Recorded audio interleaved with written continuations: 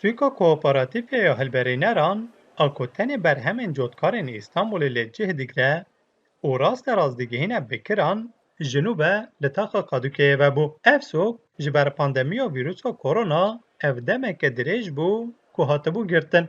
Lê ji ber sîzkirina tedbîrên Covid-19 careke din hat vekirin.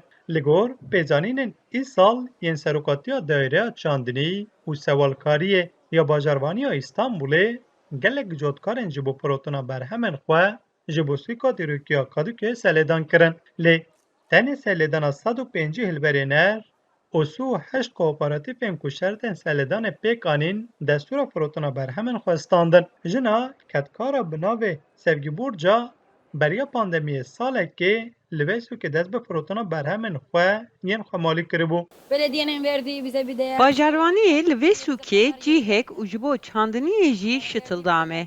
Em jî bi vê yekê hem erdê xwe diçînînin û hem jî keskatiya xwe difiroşin. Beriya niha me berhemên xwe bi awayekî erzan dida bazarên din.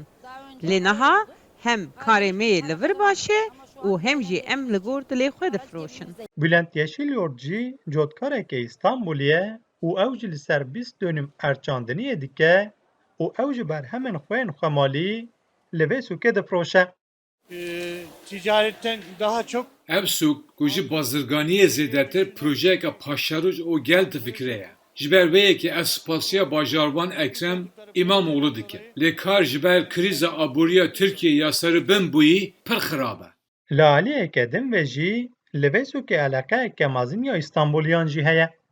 Umut Cansîlan jî bikireke ku ew her hefte tê vir û diyar dike ku ji ber ku ev der erzantir e, ew berê xwe dide vê bazarê.